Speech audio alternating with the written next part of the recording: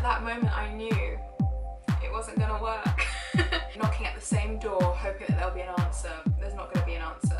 Ooh, here's some tea.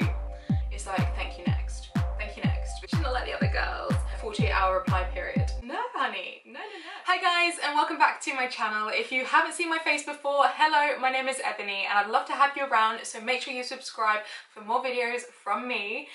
So today I'm going to be doing a bit of a different video. It's a bit different from my usual content, not only because I have red lips, but because I'm going to be decorating some not gingerbread.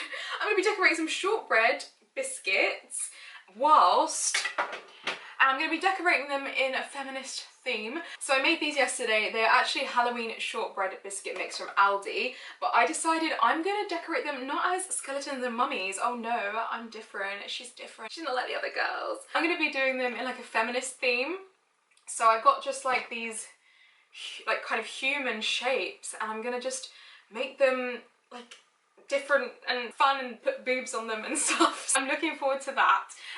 But the reason that I'm doing that is because this is a bit of a feminist video. Well, I guess, yeah, it is a feminist video. So what I wanted to do, I was inspired recently, and I wanted to give like a kind of honest dating chat and life advice video. I haven't done a mental health video in a while, but I felt like this kind of fell into that realm. So for anyone like me who has been kind of single recently or for a while, maybe you're online dating during lockdown because we're being safe, I've been inspired to kind of, as I take my own journey when it comes to dating and relationships and stuff, and figuring out, you know, what's good for me, what's not good for me, what are the signs, when do I ignore them, and things like that. I just thought I would just have a little chat, get a bit real, get a bit honest. So if you don't like hearing the truth, I suggest you click off now, because I'm going to be spilling the tea. So yeah, just a bit of a empowerment, female power video where we, you know, get a bit real and reclaim our power from the likes of men.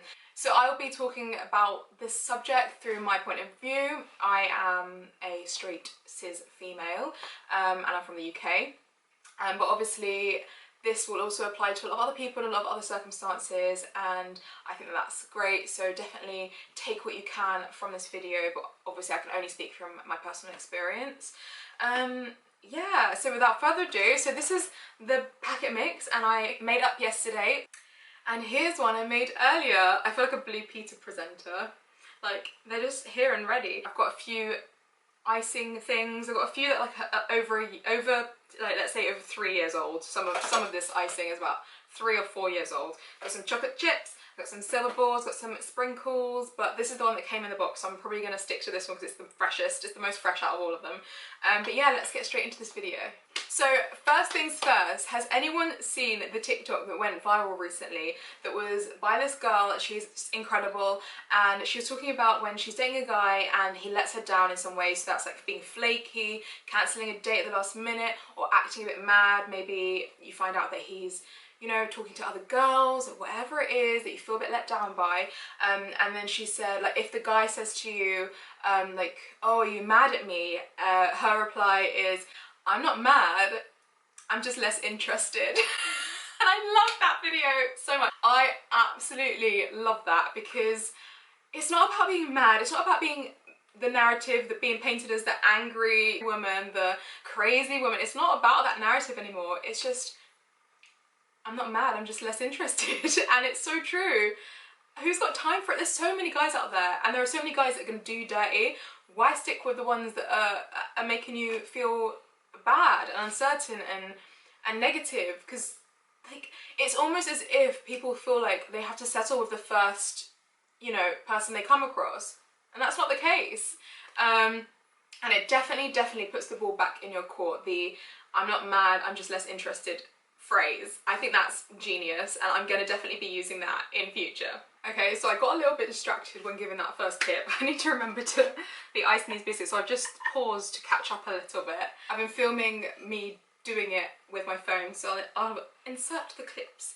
But the next point I wanted to bring up was this one, and it touched a little bit close to home, I'm not gonna lie. Right, listen to this. So, a guy who is confused will make you feel confused. A guy who is certain will make you feel certain. And this one,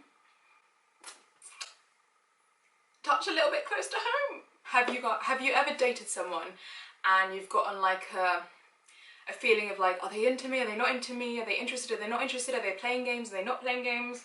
Because girl, we've all been there, where a guy just isn't putting in all the effort, but you're still attracted to him because he's not doing the most. And I feel like when a guy, like, you know, when people play games or when they act a little bit not interested, it's like meant to make you more interested in them or more intrigued by them. I'm too old for that. Honestly, I have not got the time. I have not got the time. My clock is ticking. I want my life to be progressing. I haven't got time for the let's wait two days to reply, a 48-hour reply period. No, honey, no. If you like me, you will let me know. And it's always the case when a guy's not really as interested in me as I am in him, it always feels like I'm putting in all the effort. I'm like, when do you want to meet up? Like, oh, you can't do that day, well, what about this day? Let me change my plans around to make room for you. If they're not giving you the same in return, it's time to cut that off. Like, honestly, I haven't got the time. I haven't got the time. I would rather be single and not talking to anyone than talking to flaky people that aren't interested in me. That's fine. Not everyone's going to be interested in me. But I need to know when to take that step back and when to understand that just because I feel the interest doesn't mean they do. And I've recently learnt this. Well, I've learnt this a few times. I feel like I've had this life lesson a couple of times. But I recently started dating someone, and we're going on a third date tomorrow. Oh my god, tomorrow when I film this video. And you just know when they're interested. Not only on the date itself, like eye contact and interest in what you're into and interest in your life and all that kind of stuff, but after the date, messaging to say I had a really good time, I want to see you again, and then making that effort to organise another date. In the case of me, not to brag, humble brag, but the guy that I'm dating, he organised to pick me up from my house. He's not from the same city as me. He drove to my city, picked me up from my house, took me to like the countryside, went on a socially distanced walk outdoors. It was beautiful, lovely, and then surprised me with a picnic. And not just any picnic, a Waitrose picnic. And made the effort to buy things that he thought I would like from listening to me talk on the first date. And this is date number 2. And so I was like, oh, this guy must be interested. And I knew it. No one puts in that kind of effort if they're not interested. And so you just know.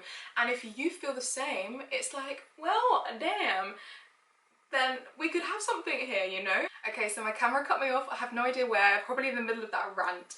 But to summarise, if a guy's not making the effort, he just ain't that into you. And it's a tough pill to swallow sometimes because you're really infatuated, you're really attracted to someone, you really like what they've got to offer, but they're just not in the place. They're not in the place in time in their life where they can give you what you need, and that's okay. There's definitely going to be someone the same, if not better than that person. So, you know, better off to be solo than with someone who's going to be, you know, flaky and not treating you how you deserve to be treated, because you're a queen. I think I wrote down something that really summarised that. So, you know the saying, actions speak louder than words, is 100% correct. Actions really do speak louder than words. Okay, so if a guy can't or doesn't make firm date plans, he just ain't that into you. Don't do yourself a disservice by hoping he will change. I hope that is ringing some alarm bells in your head, because it does for me.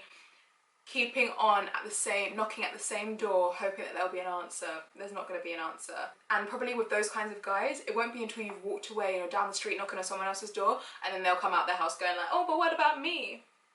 You know what I'm talking about? What I said, life is too short, we ain't got time for that. That's what I literally wrote down. Okay, so let's ice some more cookies and talk about creating your own heartbreak. Now, this is one of those truths that I mentioned at the beginning that you might not like, but might need to hear. So I will be the one to tell you. So most people create their own heartbreak. Hear me out. through your own expectations and fantasizing and projecting your ideal outcomes onto someone, whether they're ready for it or not. So that's like when you meet someone on online dating or in person and you're texting, whatever, and you really like them, you meet up with them, maybe you have one date and it goes really well, and then you start fantasizing about being with them and marrying them and their kids. You're like, oh, what's their last name sound like with my name? Like all of that kind of fantasizing and stuff, when they might just be like, oh, I'm just looking for something casual, I'm looking for something cute, and you know, just for now, like, yeah, this girl is nice or this person is nice, but you know, just keeping my options open, you know. And then you're just opening yourself for heartbreak, you're opening yourself up for being let down because you decided that you wanted to kind of allow your imagination to run away with itself. And so what I would say to that is, allow things to go right or wrong. Allow time and space for things to go right or wrong. I don't think you know you can be with somebody. Maybe you do, you can imagine that things could go well with somebody from date number one. True. But I don't think it's until like a few months down the line that you can even confirm that, because there's still room for things to go wrong. You could still find out something about that person that turns you off a little bit. You might not have even had a first kiss yet, and then you could kiss them and be like, oh, that's not for me, honey. Honestly, anything could go wrong. And you have to allow time for those things to go wrong if they are. Or, on the flip side, you allow time for things to go right. So you allow time to start falling for that person. And when they're giving you, you know, same as what you're giving them, you feel like you're equals in the dating relationship, whatever it is that you've decided. When you decide, oh, we're going to be exclusive or something like that, like, that takes time. And I think allowing things to go right or wrong and being open to things going wrong. Don't just assume because the first date went well that it's going to be smooth sailing from there on out. People get into marriages and find out things about themselves, about each other, so like years down the line. So I think not putting all your eggs in one basket, but obviously being respectful, but not opening yourself up for heartbreak again, and waiting for firm evidence that this person is a good one, a good egg. So whether that's like date 4, date 5, allowing them to like kind of step up, prove themselves to you, allow you to prove yourself to them, because again, a relationship is a two-way street. It's not just impress me if you're a girl, or if you're a guy, it's not just about the girl being 100% full face of makeup, you know, heels every day, like, and then I don't know, I think a lot of people can put a lot of pressure on themselves and on their like potential partners to be their perfect self. But actually, I think dating is about showing your most vulnerable side. So that's showing your bare face in the morning with morning breath and all of that stuff. Like, that is when you kind of see people's true colours, because that's the person that they're going to decide to spend the rest of their life with, if we're talking about on a long-term scale. So I think that's what dating is for. Dating is for being a bit vulnerable and getting to know someone. And that's in a friendly way, also in a sexual way. You want to know that's something you can work with for years to come. Yeah. I feel like these are going well. I'm going to do another little video to show you guys how these are doing. So I've got some, I've got someone here with a big boob and a small boob and a ball gag. I watched 50 Shades of Grey last night, so please, I do apologise for the crudeness. This one is someone with some blue nipples and some hair. And this is a pink person, glittery and beautiful. I'm gonna make this person now. And then I also want to make someone with curly hair and a red top and red lips. Joking, but yeah, I think it's going well. So, how to know if someone likes you? I would say it's easy to just be like, well, they'll tell you.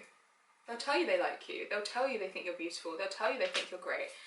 But I've learned from past relationships that even if a guy tells you that he thinks you're the best thing since sliced bread, and I thought I'd use that saying because I haven't heard it in a while, it doesn't mean that they choose you. It doesn't mean that they will, you know, they want you to be the be-all end-all. And it's not a lie. They may think that you're all those things, that you're wonderful and beautiful and special and smart and all these things, and you may think those things about them too. But that's not enough sometimes to make a relationship work, or even a situationship or dating or whatever it may be. Sometimes that's not enough. Sometimes circumstance, time, what the other person is going through, what you're going through, perhaps you're just not as compatible as you thought you were. Maybe you're better off as friends. Maybe you work really well as friends. So yeah, I would say it doesn't matter what he says, it's about actions and about choosing someone. So through arguments and through the bad times, because there are always bad times, there's always arguments, you wake up and you choose that you're going to be with that person. And sometimes you're not enough, or they're not enough for you or them to be chosen every day. So maybe for a few months, yeah, that person wakes up and thinks, yeah, I choose that person, I want to make that work. But one day someone might wake up and decide, you know what, it's too much and I can't choose you anymore. And even though I think all these wonderful things about you, I haven't got it in me to continue, which is obviously sad. And it's better to find that out sooner than later, in my opinion. So you're not, you know, giving so many years of your life to someone. But I think the actions speak louder than words, saying it's kind of come back here, where it's about that person choosing you and choosing you despite your flaws, despite where you may clash, the good times outweighing the bad and the positives outweighing the negatives. Yeah, that sounded like a TED talk. I've made a rainbow person and all the sprinkles are falling off, but hopefully they'll dry. Oh, here's some tea. How to repel the wrong guys. So how to make sure you're not attracting the wrong ones. Get honest about what you want, need and expect from someone. So that, I think, is something that's come with age. For me, it's come with experience, age and maturity. I think the sooner you learn this lesson, the better, because I wish I learned this sooner. I think I probably knew it but didn't, you know it. So get honest about what you want. So it doesn't matter if he looks like Zac Efron. It doesn't matter if he's ripped, six-pack. It doesn't matter if, you know, all these kind of things that society tells us are what we want in a partner. That doesn't matter. You have to be honest about what you need. And I think settling because someone is hot or attractive, which is a good start, but if they haven't got the credentials, the personality, the charisma, like everything else to go with it, then it's like, thank you, next. Thank you, next. Because I've got a list of things. Being attracted to someone is one of them, but I also need to be mentally stimulated by them. I also need to be emotionally able to be vulnerable with them. I need to be able to be myself. I want to be best friends with that person. Whatever your list may be, your mental list, and it might not be a lot of things. It may be 1 or 2, it might be 5, it might be 10, but that's fine. You can have as many as you want because it's your life. You can put 30 things if you want, and you will look for that person because that's what you need. So standards, having standards and setting standards for yourself will repel time wasters. By you setting standards for yourself and deciding that you need XYZ from someone, if you make that clear to someone that you're dating, like what you like, what you don't like, what you want and what you need. I need someone who can keep up with me from a career point of view. I need someone who's willing to travel. I need someone, you know, you don't say it in that way to their face on the date. Obviously, you don't say like, so here's my list, this is what I need. It's not a job interview, you know, but, you know, in certain ways, like in conversation, finding out things. And if that person's saying, oh, I don't really have an interest or passion for traveling, it's like, well, I do. That's something I need. Thank you, next. So the immature guy, someone who you don't want to end up with, will be repelled by you setting those standards, will be repelled by you knowing what you want, will be repelled by... I remember once dating this guy who told me to my face that I was too ambitious for him. No, it wasn't ambitious, it was independent. I was too independent for him. And it was at that moment I knew it wasn't gonna work. And that was when I was young, actually. I was quite young when that happened. I was 20, I think I must have been 23 or something. So yeah, I think definitely avoided that kind of person after that event. I think that's what's good about dating, is that you kind of get to know like what you will and won't put up with.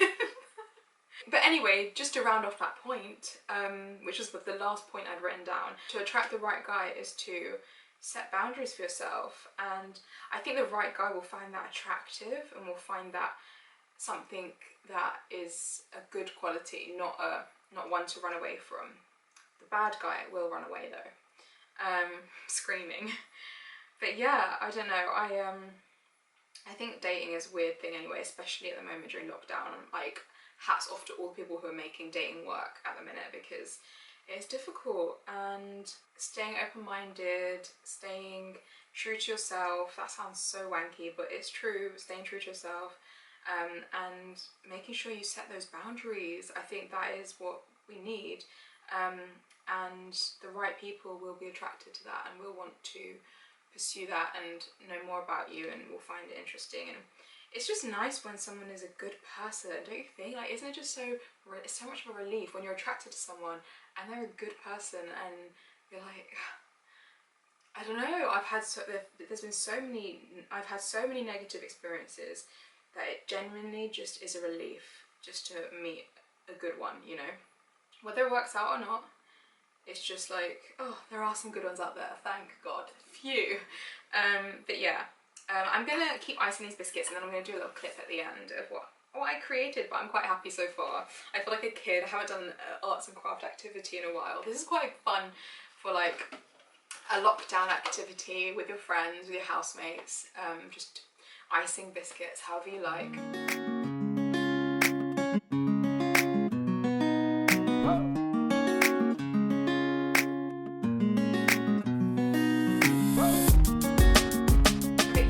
Let me know in the comments if I've missed any like little points out. Like, have you guys got any advice for me or for each other, of like in terms of dating, finding the right person, being a better you, and all that kind of stuff? I think it's really important now more than ever, the way that we've kind of seen how the world can just change at any minute, and I think being secure in who you are and what you want from life and what you want from, you know, people that you meet, I think that is a good stepping stone or starting point for, you know, creating a world in which you like are happy to be in, you know, like your environment, and not letting any people into that environment, into your bubble, into your sphere, into your hemisphere, your gorgeous queen hemisphere, unless they deserve it, unless they meet your expectations, you know. And setting your expectations is extremely positive thing to do. Thank you so much guys for watching this video. If you did get this far, please make sure you leave it a thumbs up, as it helps my channel out a lot, and it also lets me know that you enjoyed this kind of content.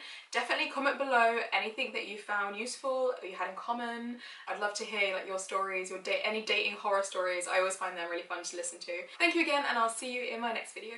Bye!